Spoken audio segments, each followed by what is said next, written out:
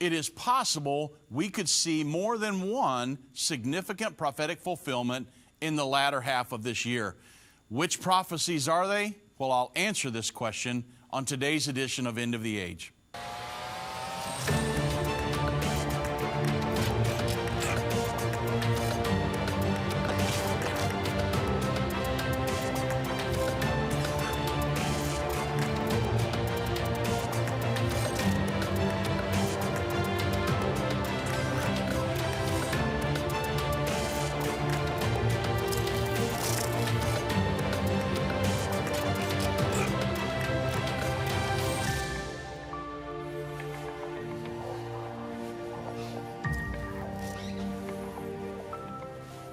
Good afternoon, everybody. I'm Dave Robbins with Endtime Ministries. Thank you for joining me on this edition of End of the Age.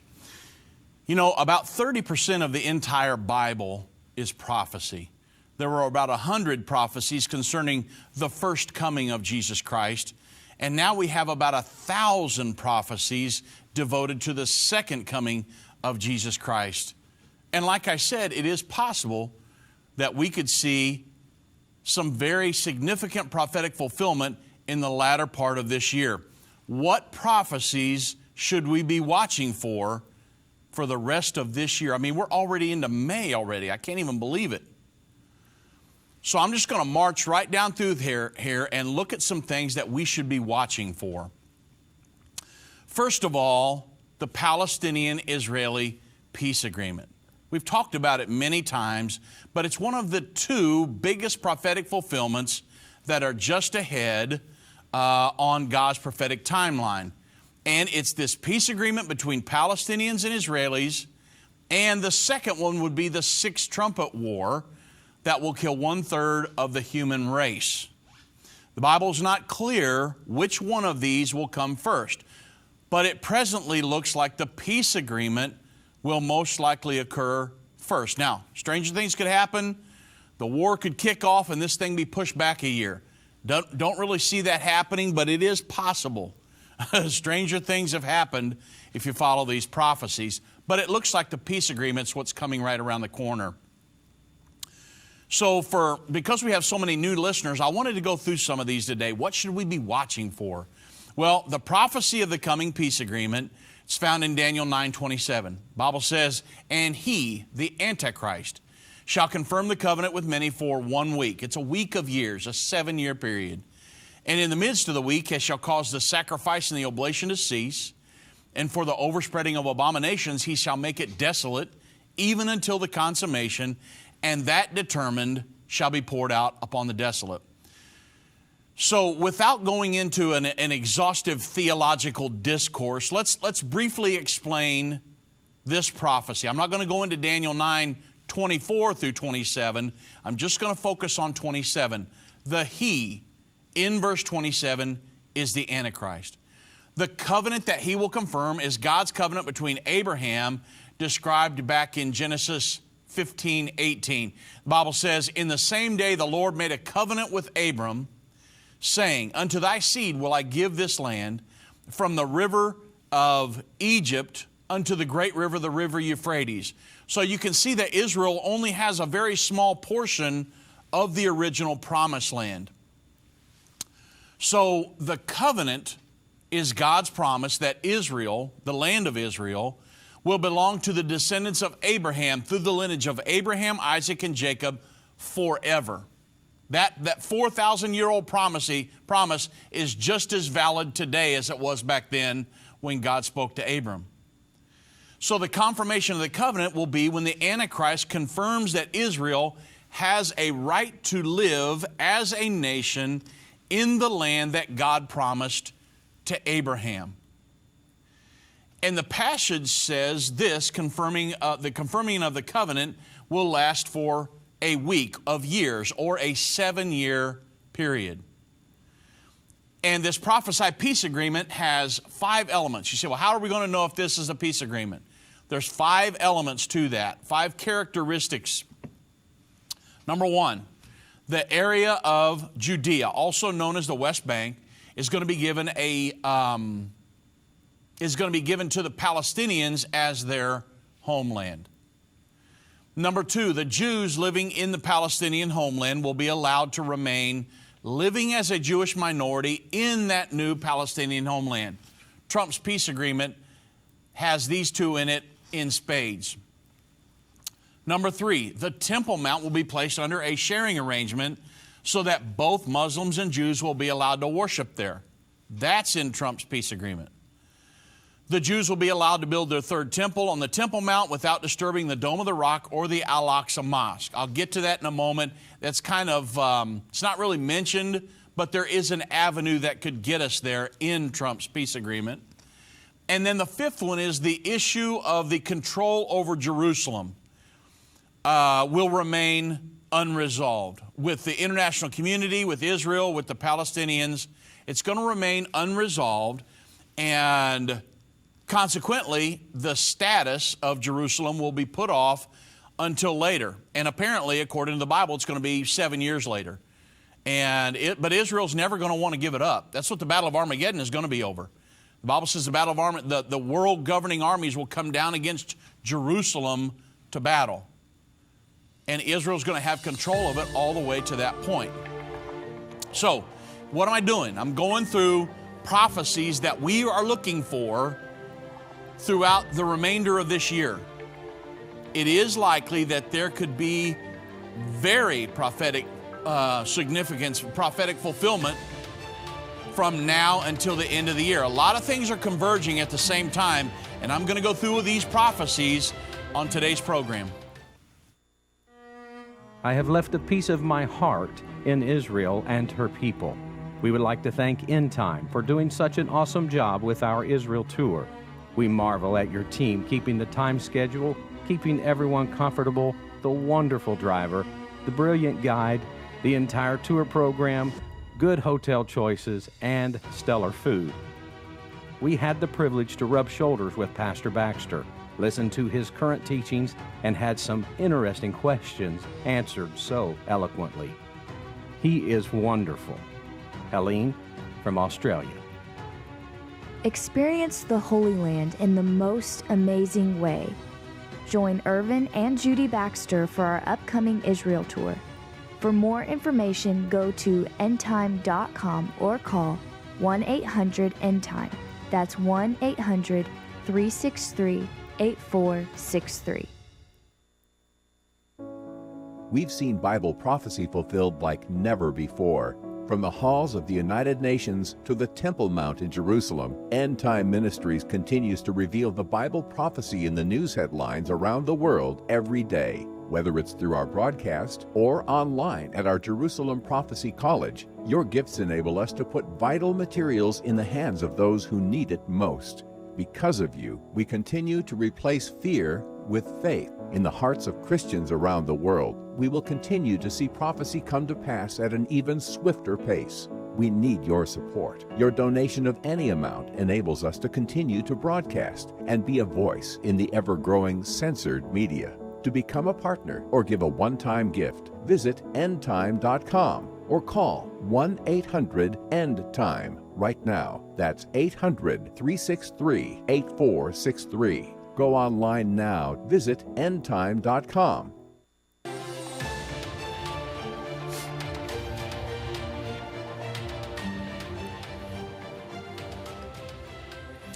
Of course, one of the things we have to look at is President Trump's peace plan. I mean, immediately after his election, President Trump told the Wall Street Journal that his number one goal as president would be to negotiate a peace agreement between the Palestinians and the Israelis.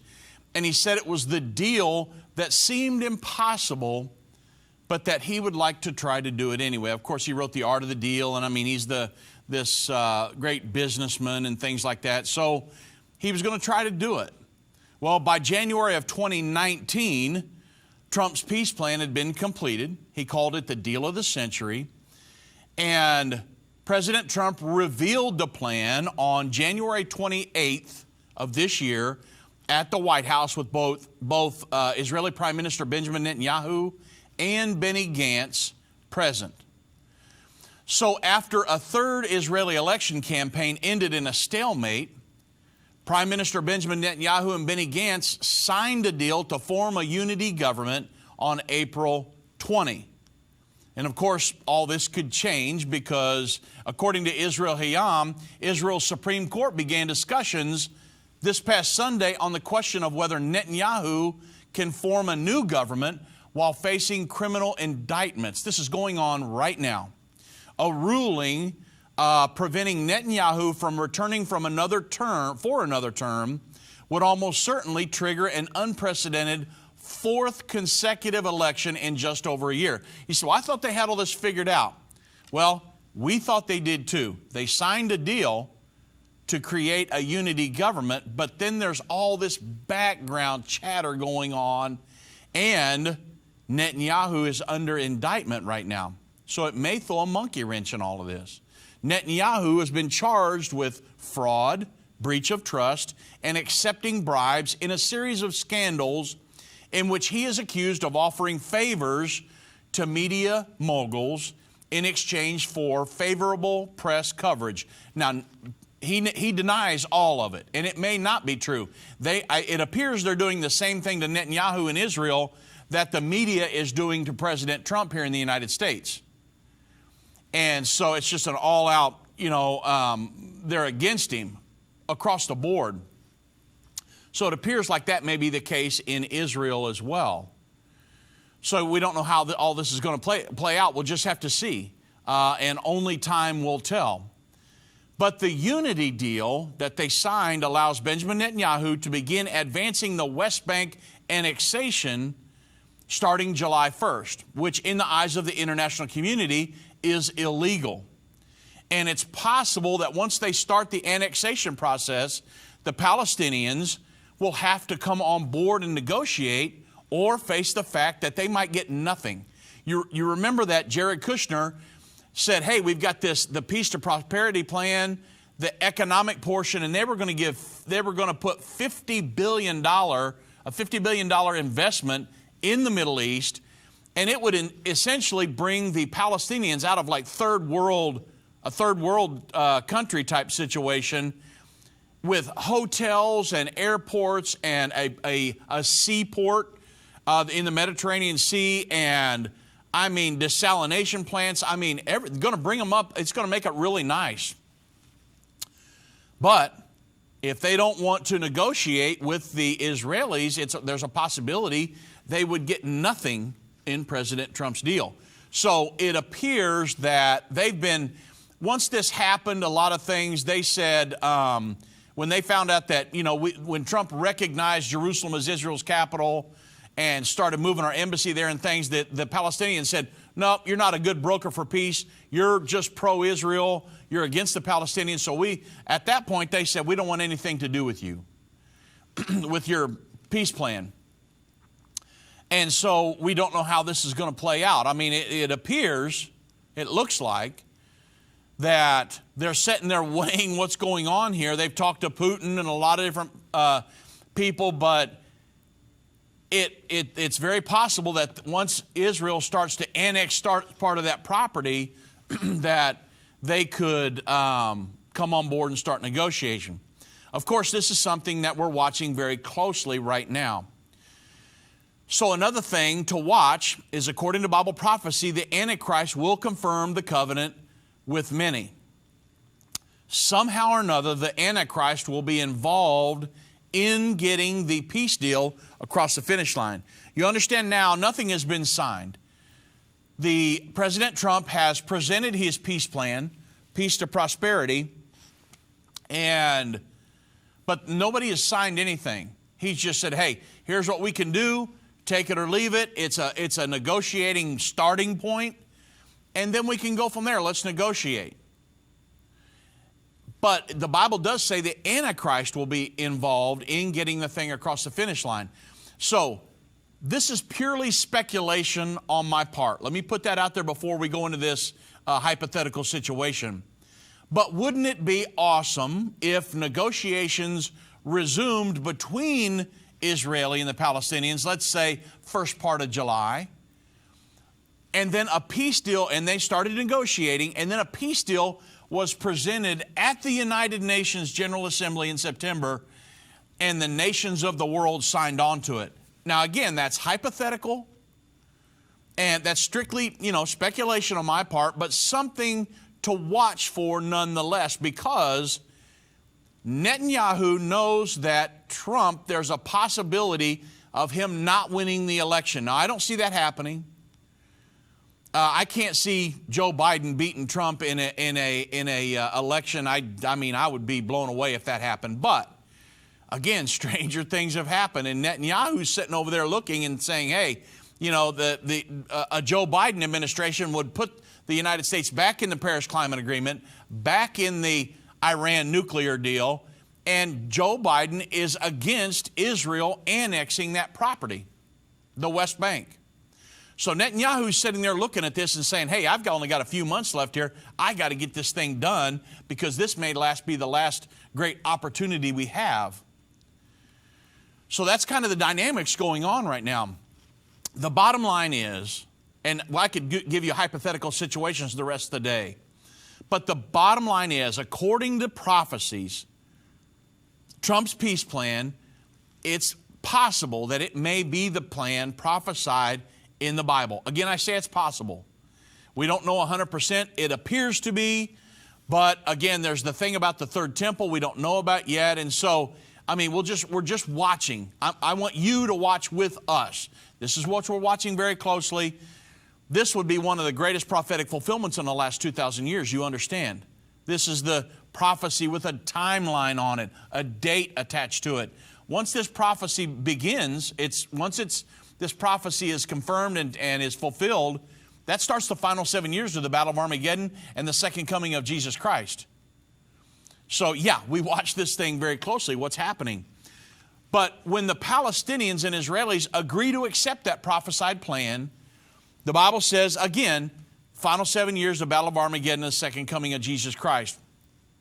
Can you imagine what end time ministries will be like once this final 7 years hits?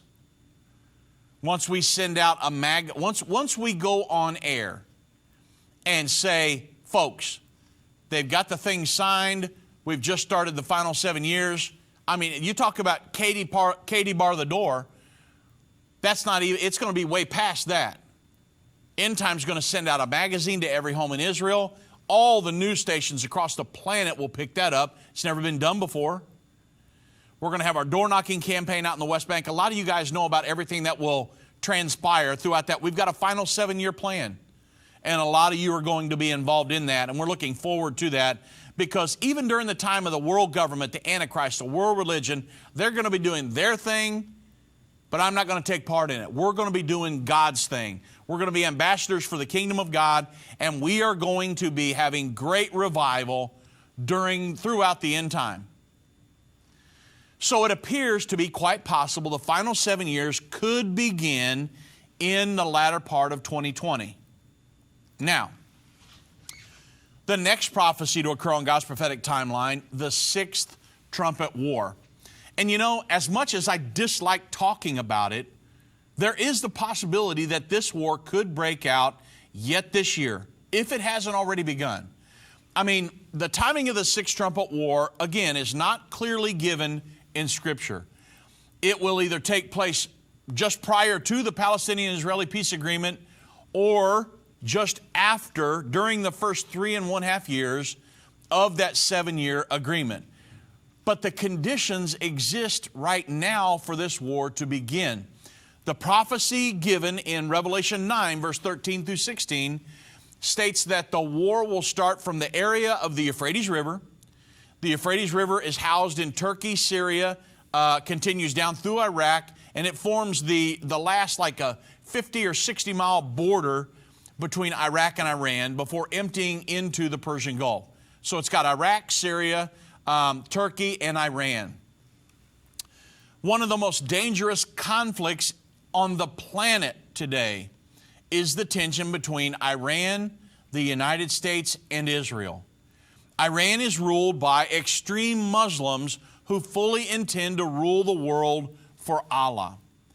And they have repeatedly threatened to wipe Israel off the map. I mean, in public rallies, Iranian officials have called Israel the little Satan and the United States the big Satan. And even though they've denied that they've said that. There's videos of it. I mean, it's very well documented that they've said that many times. So Iran is the world's #1 sponsor of terrorism, especially against Israel. Iran sponsors Hezbollah in Lebanon, the Islamic Jihad in Gaza, and the Houthis in Yemen. And since Iran has ambitions to obtain nuclear weapons, the United States has placed suffocating economic sanctions against her. And both Israel and the United States have vowed that Iran will never obtain a nuclear weapon, even if the price to stop her would be all-out war. Well, the problem is that adding to this unbelievably dangerous conflict is the fact that Russia and China are allies with Iran. So we go to war with Iran, just like we would protect Israel in a war. We go to war with Iran, guess what? China and Israel, here we come. Now, the Bible says, again, that this war will emanate from the Euphrates River region. Well, Iran is one of those nations. And this situation has really been boiling for a long time, decades actually. Well, then we started bringing the nuclear option into Iran. Then that brought on the Joint Comprehensive Plan of Action, or the JCPOA.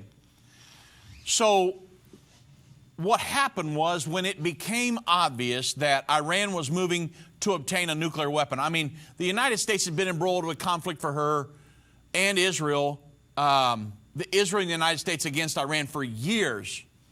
You know that Iran had, they had taken hostages, United States hostages. They had bombed our embassies. I mean, they did a lot of things over the years, horrible things, killed a lot of Americans. And so it's been happening for years. We knew that they were the largest state sponsor of terrorism, but then came the point where they were wanting to obtain a nuclear weapon. Imagine that. The #1 state sponsor of terrorism in the world having access to a nuclear weapon. Well, in light of this, the 5 permanent members of the United Nations Security Council, the United States, the United Kingdom, Russia, France, and China, plus Germany, referred to as the P5+1, and Iran, reached the Joint Comprehensive Plan of Action, the JCPOA. It was never signed on to, but they just kind of reached the agreement. Well, the UN dispatch stated that the United Nations, which has its hands in everything, is at the center of the Iran nuclear deal. It was a series of robust international sanctions passed by the UN Security Council that first brought Iran to the negotiating table. And then it was an action by the UN Security Council that lifted those sanctions. Why you would lift those sanctions is it's unfathomable to me, everybody, because it was working. And it formally enshrined the, well, I should say sanctions work. They may not have been working as much, but it formally enshrined the Joint Comprehensive Plan of Action, or the JCPOA, and finally, it is the UN nuclear watchdog, the International Atomic Energy Agency, that was tasked with monitoring and verifying Iran's compliance with the deal, which, of course, that hasn't worked very good, because a lot of times Iran wouldn't even allow them to come in and to monitor and verify anything. And so, or when they knew they were coming, they would just move stuff. I mean, it's been a joke. But under the JCPOA, Iran agreed to eliminate its stockpile of medium-enriched uranium, and even to cut its stockpile of low-enriched uranium by 98% and reduce about 2/3 the number of the gas centrifuges for 13 years. So there was a sunset clause at the end of this, which is one of the things that President Trump did not like. It was one of the straws that broke the camel's back. So the agreement provided that in return for verifiably abiding by its commitments, that Iran would receive relief from the U.S., European Union, and the United Nations Security Council nuclear-related sanctions on their economy. Well, when the JCPOA was enacted, and the sanctions were lifted, money began to flow once again into Iran's coffers, and before long, Iran was again funding terrorism around the world. So in May of 2018, President Trump abandoned the Iranian nuclear deal, and in November, he reinstated staggering economic sanctions targeting both Iran and states that would trade with it. And President Trump mandated that nations and businesses who traded with Iran could not trade with the United States. And since the U.S. economy is 50 times that of Iran, most nations chose to forsake Iran so they could maintain ties with America. And it's been crippling Iran in many ways. Now, you're going to find out, but not totally here in a moment. President Trump had put the Iranian government in an economic headlock, and the economy of Iran was soon spiraling downwards. The religious leaders of Iran would have to submit to negotiation with the United States or face possible regime change or begin to wage war against America and its allies. Well, here's where the problem comes in. In Israel Hayram, they reported that the other parties of the JCPOA did not follow America's lead. Remember the five countries, the P5+1, the United States, China, Great Britain, France, and Germany, and then Russia. Those were the P5+1. Well, when we pulled out, not all of them pulled out of it. And actually, none of the rest of them pulled out of it, and some of them have been cooperating with Iran. Again, Russia and China, members of the UN Security Council, are allies with Iran.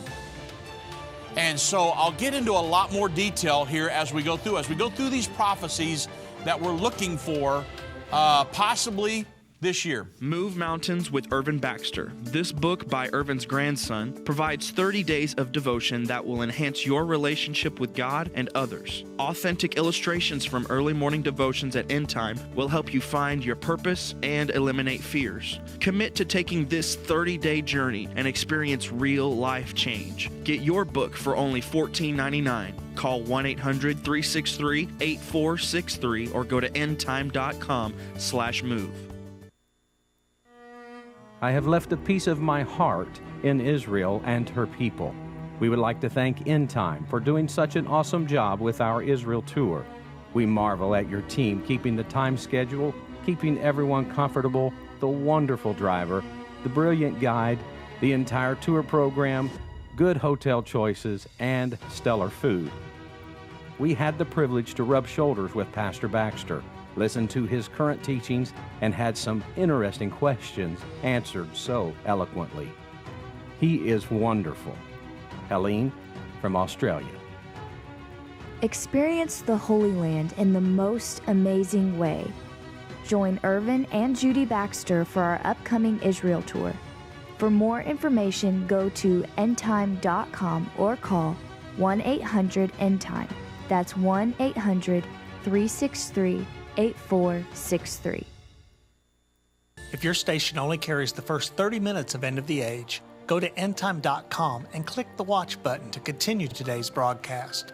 You can also finish up later by clicking the archive button.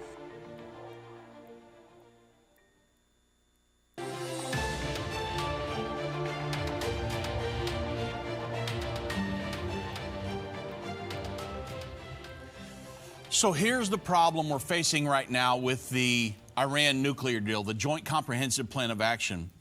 When President Trump saw what was going to happen, that eventually there were sunset clauses that would allow Iran to get a nuclear deal anyway, and that we were pouring tons of money into that, he said, "No, we're done with this." We pulled out, sanctions were placed back on Iran, but other nations didn't follow us. On the contrary, they have sought to undermine the U.S. sanctions, and led by Germany, the EU clung ever more tightly to the nuclear deal. Germany, France, and Britain attempted to create a financial mechanism that would enable Iran to bust the U.S. sanctions. And they also continued to develop Iran's heavy water reactor at Fordo. Does that make any sense to anybody? You can understand why Trump is sitting here shocked at most of the world. Why are you doing this with Iran? And the Russians have maintained and intensified their alliance with Iran in Syria. China breached the U.S. sanctions and continued importing Iranian oil and gas. So you can see there's a lot going on here right now behind the scenes. Currently, China is working closely with Iran in Afghanistan on behalf of the Taliban. So, are things heating up along the Euphrates River? Absolutely. I mean, it's been boiling for a long time, but it's looking like it's about to boil over. I mean, the Europeans, Russians, and Chinese have all been really playing for time in the hope that Trump loses the presidential election in November. You say, well, why? Because the presumptive Democratic presidential candidate, Vice President Joe Biden, has pledged that if elected, he would return the United States to the nuclear deal and end U.S. sanctions, economic sanctions, against Iran. Now you can see how important an election is. You gotta elect the right guy, folks. Very, very important. You say, well, my voice doesn't matter. It absolutely does matter. You need to get out and you need to educate yourself on the issues and you need to vote right. So, the problem for all of these parties is that the time and the facts aren't on their side. The Iranian regime, which they are so keen to keep afloat, is not playing along with any of them. Instead, remember, their goal is to advocate or to promote Allah in the world and to control the world in the name of Allah. That's their goal. So instead, the problem is it's systematically and openly breaching all of its commitments under the JCPOA.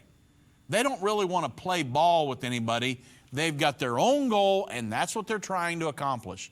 In March, the United Nations International Atomic Energy Agency revealed that between November 2019 and March 2020, Iran increased its store of low-enriched uranium from 375 to 1,050 kilograms, more than 3 times the quantity permitted under the agreement. So even all the rest of them stayed in the agreement. Iran has said, we're done. We're going to enrich uranium like there's no tomorrow. Many people speculate this could lead to a third world war. The United States and Israel will not allow Iran to get a nuclear weapon. And of course, tensions are high on many fronts between the United States and Iran. Another thing, a few weeks ago, all of this is boiling.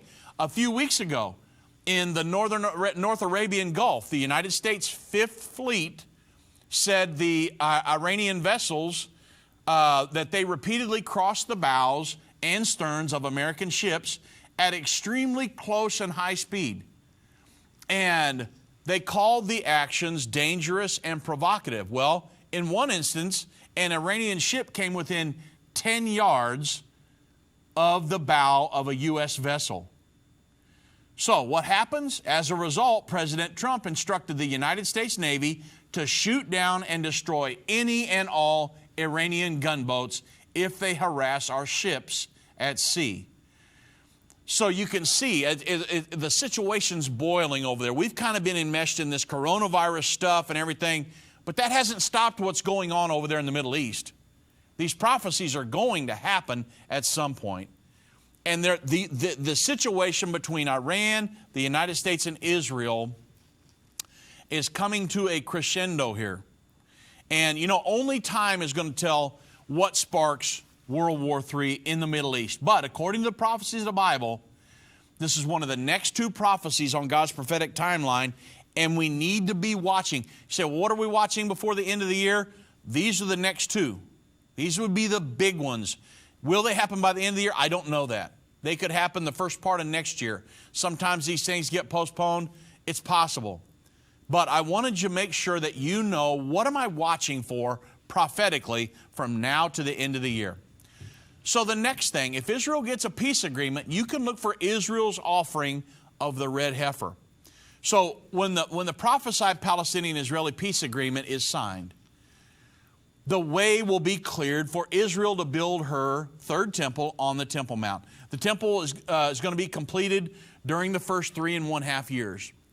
Before the temple can be built, Israel must offer the sacrifice of a qualified red heifer. A red heifer has not been offered since the Second Temple era 2,000 years ago. So in preparing for the rebuilding of the temple, Israel imported 5 red Angus cows, and they each gave birth back in 2018. The first calf was a male, so it wasn't qualified. The second was a heifer, but it was spotted and not purely red, which is required by Israeli law back in Numbers 19 by the law. And the third was a totally red heifer, and Israeli rabbis examined that calf and ruled that she is qualified for the red heifer sacrifice as soon as she's old enough. So if everything goes as planned, she will be old enough in a matter of months now. And if she does not develop blemishes between now and then, she will be offered, removing the last obstacle to Israel's building of her third temple. So again, this is another prophesied event to be watching for in the very near future. Then we got to talk about the beginning of Israel, the building of Israel's third temple. You know, if a Middle East peace agreement is signed, let's say hypothetically in 2020, it will contain an agreement. Let's say if the prophesied agreement is signed in 2020, it will contain an agreement for the sharing of the Temple Mount by Muslims and Jews. And once that peace agreement is put in place, Jews will rapidly begin the building of their third temple. All the furniture and utensils are already prepared. We go twice a year to Israel. I see all of them every year twice. It's pretty awesome to go to the Temple Institute. They're on display at the Temple Institute in Jerusalem. We take our tour group there every time we go. And they also have, they've got an Ark of the Covenant that they created, because nobody knows where the original one is. And they also have the architectural drawings for the temple prepared. So they're ready to go. And a Jewish temple will be built on the Temple Mount in the near future. 2 Thessalonians chapter 2, verse 3 through 4. The Bible says, "Let no man deceive you by any means, for that day shall not come, except there comes a falling away first. The man of sin is revealed, the son of perdition." The Antichrist is going to be revealed before the second coming occurs. The Bible says, "Who opposeth and exalteth himself above all that is called God or that is worshipped, so that he as God sits in the temple of God, showing himself that he is God." So this passage describes the Antichrist sitting in the temple, and he obviously couldn't sit in the temple if there were no temple to sit in, right? So in Revelation 11:1, it says that, and we've talked about it many times, that John was told to measure the temple. So he obviously couldn't measure, he couldn't do that if there were no temple to measure and not measure the outer court. You know, Revelation 11:1 and 2. So in the near future, there will be a temple rebuilt on the Temple Mount. But again, the next two things to occur are the peace agreement and the Sixth Trumpet War. Now, of course, if you look in the deal of the century that Trump has proposed on page 16, the deal of the century does not comment on the building of the temple one way or the other. However, it does say that people should be permitted to pray on the Temple Mount in a manner that is fully respectful of their religion. Well, the Jews believe their religion requires them to build a temple on the Temple Mount. And they already have all, like I said, all the furniture, the utensils, the architectural drawings, and in preparation for the building of the temple, they've got an Ark of the Covenant. So the Jewish people will not sign a final agreement that does not provide a path for them to rebuild their temple, which, of course, the second temple was destroyed by the Romans in 70 AD. They have had no temple since then. And so every year they say, next year in Jerusalem, they want to build that temple. They want to resume sacrifices for the atonement for sin because they believe they're still under the law.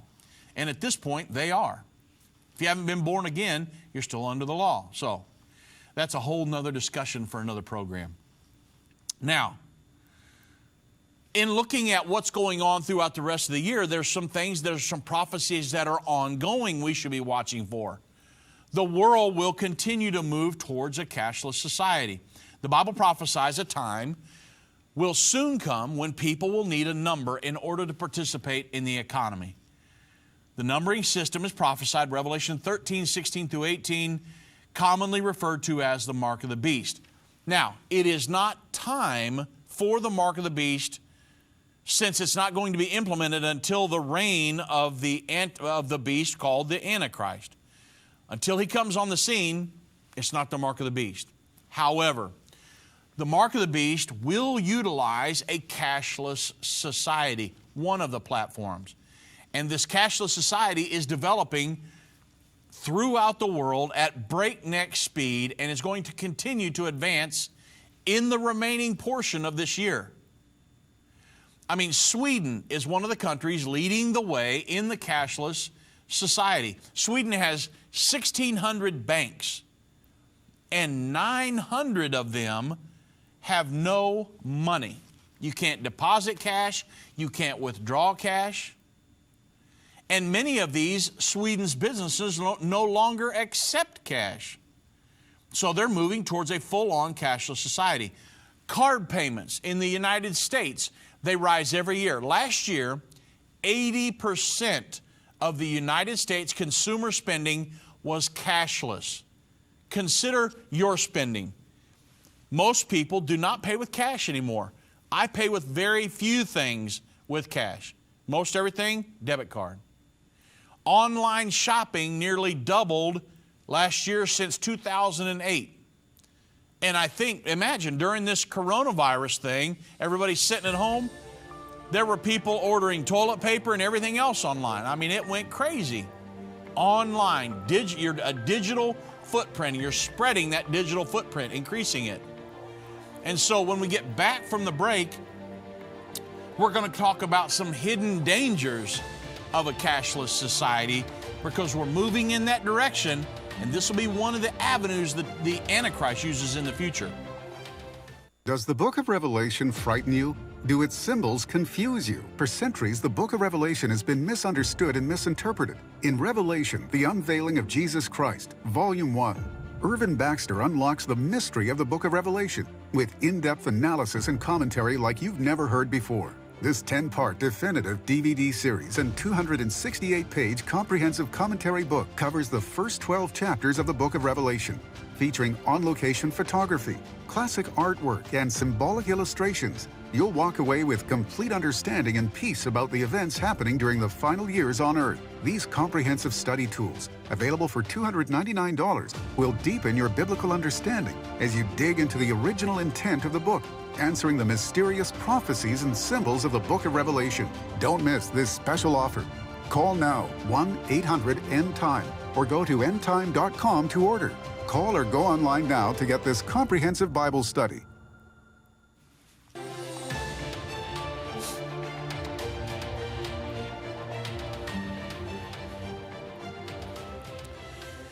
You know, we talk about this cashless society, and it kind of rolls off our tongue like, oh, you know, cashless society, whatever.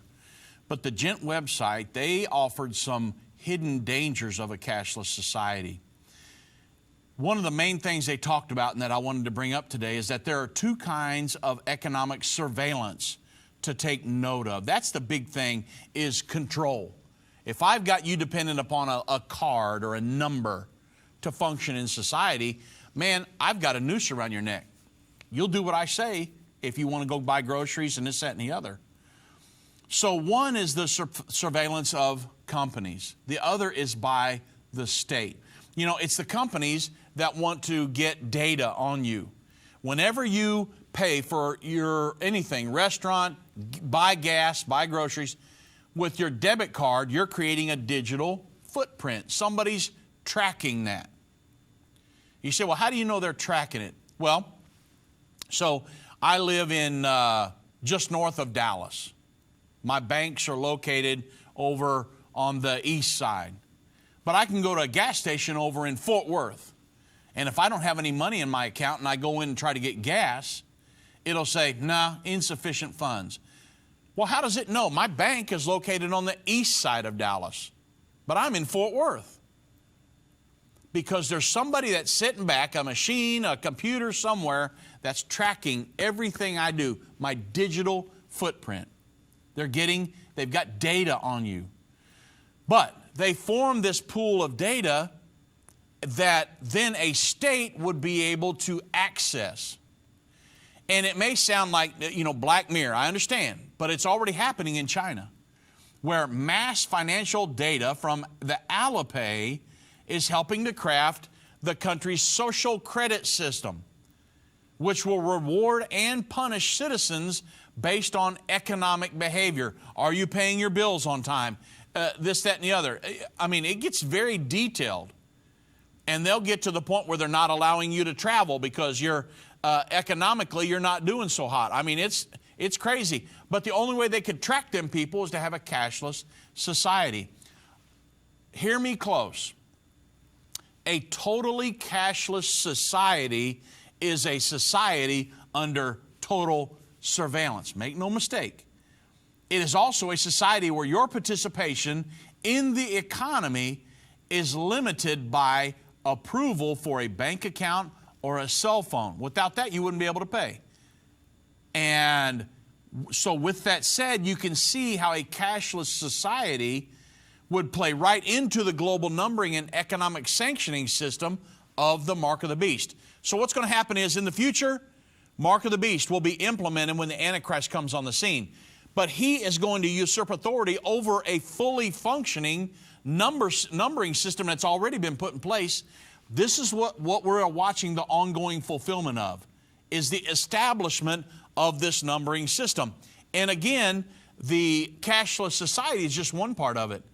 Now you have ID 2020 and ID 4D, these efforts to number every person on the planet. ID 4D, a global ID for every person.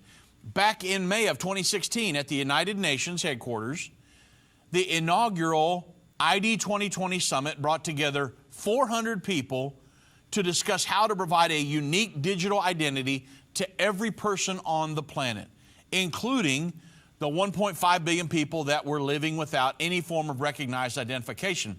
Some of the companies were Bloomberg, Brigham Young University, Cisco Systems, Cornell University, Ernst & Young, Forbes, Google, IBM, JP Morgan, NASDAQ, and of course, Microsoft. So what were the results of that ID 2020 meeting? Well, the two main outcomes from the meeting were widespread consensus among these ID 2020 attendees that identity is both a fundamental human right and a necessary prerequisite for the success of the Sustainable Development Goals. That's the United Nations socialistic blueprint to govern every single person on the planet. So they're tying you've got to have a digital ID, a form of identification, to help them succeed in their goal of these Sustainable Development Goals. Also, vaccines we've talked about. All this stuff is tying into this. And number two, there were sweeping commitments from conference attendees to contribute towards the shared goal of, here it is, a universal digital identity. These globalists, these global planners, believe that a universal digital identity is absolutely necessary for reaching their goal of a global government by 2030. It's Agenda 2030. And since Microsoft, in other words, Bill Gates, was one of the founding members, it's no surprise that his name has become commonplace in on the global stage. He's into vaccines. He's into numbering people. He's working hand in hand with these people, with the United Nations. You wonder, well, man, Bill Gates come out of obscurity. No. This stuff has been being worked on for years now, folks.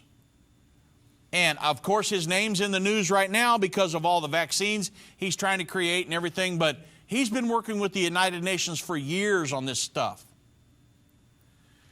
So we're talking about things to watch for throughout the rest of this year, prophecies. Of course, we talked about this 5G technology. And a lot of people, when you hear 5G, because of what you read in the news, some conspiracy theories and things like that, that you think, oh, the microwaves that are these microwave things that are going to come out and fry me and this, that, and the other. Well, there's actually something worse than that. And 5G technology is going to change the world. The 5th generation or 5G internet technology will be implemented throughout the world in 2050. And you say, well, what can be worse than getting fried? Well, the fact of the matter is, I don't think it's going to fry anybody. Because I know that there's still going to be people on the earth at the time of the second coming of Jesus Christ and throughout the millennial reign. So it's not going to fry everybody. I know everybody's scared of that, but I've been using a microwave for years and I'm not dead yet. I'm very healthy. So, got to get over some of that stuff. But the fact of the matter is that this technology, this 5G technology implemented throughout the world in 2020, 5G is going to, it's going to be up to 100 times faster than 4G. So, how's it going to revolutionize the world? Well, the World Economic Forum, which meets in Davos, Switzerland annually, they actually stated, we believe 5G will change the world even more profoundly than 3G and 4G, these 3rd and 4th generations, and that it will be as revolutionary as electricity or the automobile, and it's going to benefit entire economies and entire societies. What it's going to do, it's going to also enable the tracking of everything on earth, including every person. It's called the Internet of Things. You say, well, how are they going to do that? Well, there are plans in place to launch 20,000 satellites that will cover the entire earth with high-speed internet. And many of these satellites will be launched in 2020, and this is going to allow for a global ID. They'll be able to track everybody on the planet, and with everything you do, you bought gas here, you bought groceries over here, you've got they're trying to put chips in toasters, in your TV, in everything, so they can track everything. They're going to know how much electricity you use in your home, how much water did you use, everything. It's called the Internet of Everything. This is what 5G technology is going to facilitate. So it really becomes, talk about surveillance state. I mean, this is way past 1984, the book. And so that's why I'm thankful that we live in the United States, because it's our opinion, and not a lot of this won't happen here, and we're not going to come under so much of a surveillance state. But it doesn't mean we won't have to resist it before then. And because at this point, we simply don't know how all this stuff's going to transpire. It's like them trying to take away your freedom of speech and a lot of different things right now. You've seen through the coronavirus, this situation we're going through with all the lockdowns and restrictions and this, that, and the other, how they're trying to, that they globally could put you in a straitjacket really, really quick. Well, we have to resist that here in the United States. And also with our freedom of speech here. I mean, here at Endtime Ministries, we've seen that at the ministry where they have started to demonetize and restrict our videos from being shared. And I mean videos with, we did some videos on Trump and Syria, the coronavirus. I did some, Irvin and I both have done them on abortion, on the LGBTQ, on, simple stuff that you would think, well, why in the world? Trump and Israel and the Middle East, that kind of stuff. that became censored. And so that's why we had to put out End of the Age Plus, because we had to be able to get these out without them being restricted, demonetized, and all this other stuff. And so, you know, that, hey, if you haven't subscribed to End of the Age Plus, it's like $12.99 a month. You need to get on that, because there's a lot of our videos that if you were in a library or a Christian school or something like that, a church that had restricted put on their computer system, none of these videos could stream to you in those situations. And so, you know, it's a good thing for us to have freedom of speech here, because there's some things that you will need to know about going throughout the end time. We don't want to have our voice, a wet blanket put over us, because we'll be stymied. And I can tell you here at End Time Ministries, that's not going to happen, because we're on interviews all the time. We're putting out material everywhere, and we are going to talk about things that need talked about, because our goal is to get everybody to heaven. Our goal is not just to be a news source. That's part of what we do. But our main goal here at End Time Ministries is to get myself, my family, and everyone listening to us into heaven, period. That's our goal. If you want to know what our ulterior motive is, that's it, is to get you to heaven. And so to get you to heaven, the Bible says to teach the Word of God, to teach the gospel around the world. The Bible says this gospel will be preached in the whole world, and then the end time will come. There are a lot of people on this planet that do not want us teaching the gospel around the world. So they're trying to shut people down. Conservative people, YouTube censored one of Dennis Prager's videos on the 10 Commandments. And when he testified before Ted Cruz at a Senate hearing, he said, I've got the solution. He said, I'll just come out with the 9 commandments. The reason he censored his video is because he was talking about the 10 Commandments, thou shalt not kill, and he mentioned murder in his video, and because he had the word murder in his video, they took it out. They censored him. But yet you can have rap videos and things like that in the name of artistry, where you're allowed to talk about that. But this conservative talk show, Dennis Prager, they censored him. So you can see a lot of things happening in the world right now. And man, I didn't get to so many prophecies that we're watching to occur, you know, before the end of the year, or we're following, I should say.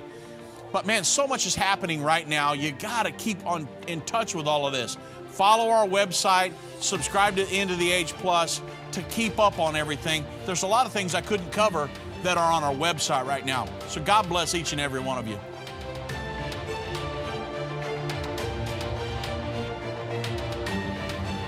This has been End of the Age, brought to you by the faithful partners of End Time Ministries. If you're not currently a partner with End Time Ministries, or if you would like more information, we invite you to call us at 1-800-END-TIME. That's 1-800-363-8463, or visit us online at endtime.com. Thank you for watching. If you liked this video, subscribe to our YouTube channel and like our Facebook page.